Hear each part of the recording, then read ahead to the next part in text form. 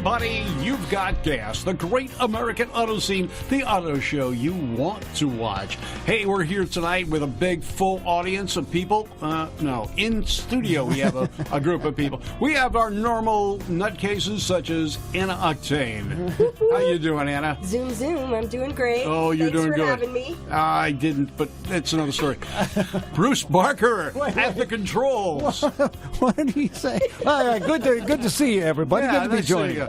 And special guest in studio tonight is Randy Kerdoon from KNX1070 Radio and Talking About Cars. I came in for water. I just happened to notice it's here. So thanks. Good night, everybody. It's been great seeing you. Wait, don't drink that. Yes. It's cooling. All right. Whoa. We've got some great stuff going on for you tonight. We're going to be talking about Barrett-Jackson. And if time permits and the callers let us, we're going to be talking about the GTO, the famous Pontiac muscle car developed by John Z. DeLorean, kind of covertly, and it worked. But right now, what you been up to, Anna? That much. You once again, such that an exciting life. Once again, that pre-show meeting is paying benefits. You guys should have been here for. We used all our material already. Yeah, before we went live. Doing? So this is how a show is done. I know what I did. You did? I know. Well, I'm glad you know. I'd be worried if you didn't. I still know what you did last summer. We won first place at the Grand National Roadster Show with our pedal car tribute to Bill Hines. Well, that's cool. That was impressive. Yeah, that was very That was impressive. a neat car. And you also had an effigy of Bill in the car, didn't you? Yes, we made a papier-mâché doll of him. Was effigy the right word? Effigy? Effigy, because I think something else when I hear the word effigy. I thought it was a love token. A love token? Okay, and let's then we go gifted with that. it to the family. Okay. Yeah. Okay. And I heard Peg won a class award. Yes, my wife won a class in street rod sedan. Yay! With her 46 First class. We rocked it at Grand National. We did. Fun show. It was a great show. Randy, what have you been up to? You and I were traveling a little bit. Well, that's the thing. I think the show is all about what we've been doing the last several weeks. And, well, not all, but part of it. Well, the stuff when we were together, I suppose. Frankly, I'm not all that interested. That's another channel that you have. Yeah. So I don't want to get into that. But I think, we've had some fun. We went down to Arizona, Scottsdale, for the Barrett-Jackson auctions with the idea that we'll do some stuff there. We'll go on to other auctions. We never went to any other auctions. No. But we could have. But it was a lot of fun because we had a chance to see some great cars, had some adventures. And what was fun, talking about cars, which you can hear on radio.com and iTunes and Apple Podcasts, which I always thought was the same as iTunes, but also KNX1070.com. We always say everybody has a car story. So one day we decided, hey, let's just find out if everybody literally has a car story. And we started walking up to people in the place and started asking them, and we got some great stuff. Oh, yeah. We ran into so many people that was amazing. You're talking to the guy walking around in a T-shirt, Levi's, and nothing, really special about the clothing. I mean, it was a worn-out T-shirt. So, sir, how many cars do you have? Well, I got 35 in this one garage. And we live in Nebraska. Yeah. And I guess the most interesting story we had about the whole weekend was the first person we interviewed. Now, this guy comes up. We're not going to mention any names because we forgot it.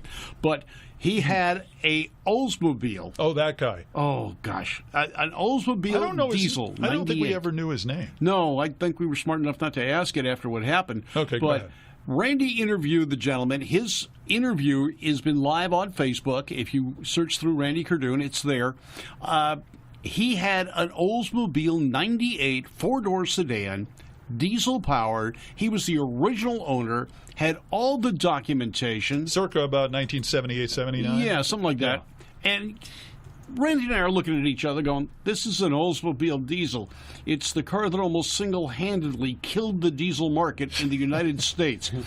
Well, this car, I mean, it was immaculate. He brought it in from Nebraska. It was really clean. It was. It was. It's the first car across the block. We asked him what he was going to do. He told Randy he's expecting about $20,000, but depending on how much he sells it for, will predicate what he goes to buy next. Exactly. And so we're thinking, okay, $20,000. That seems a little high, but maybe not. Yeah. maybe not. So we go in to watch the action. That's it. We get there, and he's the second car up, but the first car actually to be sold. I think the first car actually up on the ramp was some sort of other vehicle that they were showcasing. That was that funny little driving boat of sorts. Yeah. Well, you're not talking about the aqua car. I don't think that was it. It was something. It was a vehicle, and so. But this was the actual first car to go up there for that day, right. And we're watching it, and it's kind of like the expression on our face was watching when you drive on the freeway, and there's an accident, and the look on your face, like, oh, I've got to see this. Don't look, don't look, don't look. Oh my God, I've looked. Yeah, we watched the Titanic, basically. Basically, $2,000. Went for $2,000. Oh my! Gavel price, $2,000. So you figure his seller's fee, his shipping charge from Nebraska. This guy basically brought his car down there to give it away because he didn't get any money out of this thing. Is it possible, and I don't know this to be true, but I've heard this is done. Is it possible that somebody offered $2,000 and basically he bought it back? If I were him, I probably would have when it stalled at $2,000. Yeah, his wife was probably running around going, Please, don't. Yeah, I mean, and now that's bad enough when you're expecting 20 and you get 2. Right. But the next car was definitely insult to injury. It was a Pinto. All right, now Pinto, this was a very nice Pinto, by the way. It was grabber blue, white top, roof rack, sport back. And the decal that says Ralph Nader Special right there on the side. I mean, and it was a beautiful car. It looked like it just came off the showroom, and it bid to, I believe, $16,500.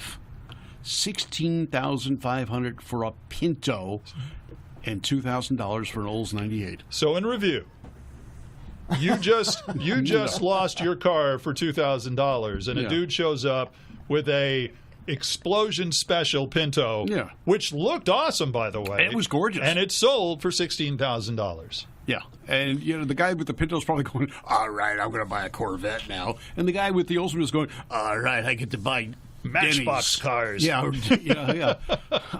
But that's still action. That's still fun. Because you never know what's going to happen. Yeah, it's true. But when you're expecting 20 and you get 2, it's no longer action. It's depression. And I don't know if they showed that actually on the Barrett-Jackson broadcast. Don't know. So if a lot of us will listen, and I know I go through it as well, to sit there and catch the drama. Yeah.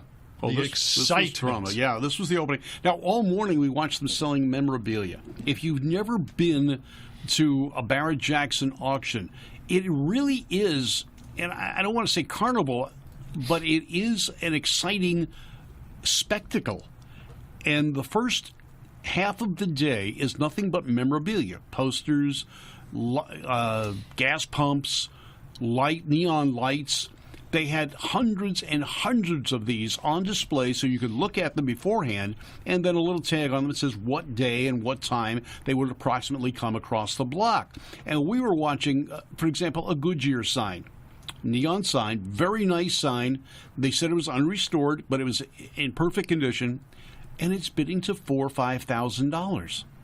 Right, petrol memorabilia. Yeah, and some of those signs are porcelain. Yeah, exactly. And we were watching people just bid these things up and snap this stuff up.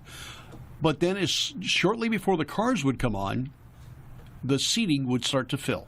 And it didn't matter what day it was. Randy and I, we went early. We didn't want to be there for the big crowds at the end of the week, but it was still packed. And it got busier and busier each and every day. We got a little bit of rain, but everything was under cover. We had, 5 or 6 tents that were as big as a football field. Yeah. And cars underneath, 4 deep. Right. And there were some of them that were just amazing, and some of them that were just, wow, I haven't seen one of those type things. We saw a number of very collectible Mopars. Yeah, there were some very nice cars there, some customs. Yeah. Some cars and this is what I look for, is cars you never see. Yeah. Like 60s Mercuries or 50s vehicles like that. The cars that, sure, there's a lot of Fords, there's a lot of Mustangs, there's your Camaros, there's a lot of stuff you see at just about every place. And they're usually for going for either a really good price or a very large price. Yeah. So the question is, okay, what about other stuff there? And from time to time, you have some really neat stuff that's out there. The question is, of course, if you find what you're looking for. Yes. And that's always kind of a neat thing. And, one of the things that we looked at the night before, we were watching the news, and there was a reporter from the local news station that talked about this lady who was interested in buying her old Mercury back, 66, 67. 67, I believe. And as we were walking up that first day, we came across a 67 Monterey, but it was a convertible. Now, they aired that on the local TV station out there, and I don't mean to get nitpicky, but one of the things you learn, and I used to do weekends at Fox Channel 11 here in Los Angeles doing sports, is the video usually has to match what you say. Yeah, exactly. That's the idea. Yeah. So the TV station in Phoenix was actually showing it, and they had the lady talking about the car. And what they were showing over it was not a 1967 Mercury, but a Ferrari. Yeah, I mean... Now, just in case you don't remember that far when Mercuries existed, I don't remember any Mercury looking like a Ferrari ever. Even today. No. Well, no, there aren't any it doesn't today. exist today. Yeah, it doesn't exist. But even if it did, the most exciting Mercury didn't look like a Ferrari. But if you could get a Ferrari at a Mercury price, that would be exciting. Bingo! And there was the problem. But I don't think that's the one she was talking about. I think any Ferrari that showed there definitely got good money. The further along you got into the show, the higher the values got on the cars. And they started out with the lower value cars. The Pinto was a real surprise. The first day, I think the highest bidded car was $125 or $150. And there were some really nice cars. One of the things that, although everything looks restored on the TV set, they are not. And in the case of the Mercury we saw, that had tears in the roof. It had been used as a braille parking method at one point in time. Yes, and true. And no offense to anyone on that one. It just, there wasn't a straight piece of sheet metal on it. It had all been touched at one point in time by something or other. But, one of the things, we've got a lot of stories that we're going to tell about it, but we got Howie Schneider from New York on the phone with us right now. New York. How's it going, Howie? Hello there, Bob. How are you? We're doing great. How's the snow? The snow? Well, hey, it's snow, and it's ice, and it's wet snow. Yeah, but not that much. It's no blizzard, but here in Long Island they kind of exaggerate it. But it's a good safety thing to be safe and drive slower, but some people don't. Right? I remember my days in New York. I'm a Brooklyn kid. We're from Farmingdale. What's that, Utah? No. Farmingdale? Well, I'm from West Babylon, but okay. I'm also on a local college station, 90.3, called Motormouth Radio. I'm known as Howie the Big Man, and I usually take care of, I go to shows and I call in, and sometimes I go on the radio station and discuss, all the Long Island car shows that happen. So what's going on? A lot of things going on. We have February 23rd, a President's Council meeting, and what that means is the presidents and vice presidents and board members from each of the car clubs get together and try to hammer out a reasonable schedule. Sometimes things can be changed, sometimes they can't. That's happening on the 23rd. The 24th, you might know this man. He's kind of globally known, Howard Kroplik. He has... Howard Kroplik? Yes. Wow. I'll be meeting him on the 24th in Rosalind. He's having an open house and showing off the Tucker that he recently restored. I think it's number 1044. Very nice. Yeah, it's one of the lateral ones. And I had a discussion with him at Old Westbury Gardens when the Tucker was brown, and he bought it that way. And, he's talking, do you think I need a restoration? I said, no, man, as is, it looks very good. And usually, Howard, he cannot leave it alone. So he had Tucker experts and body experts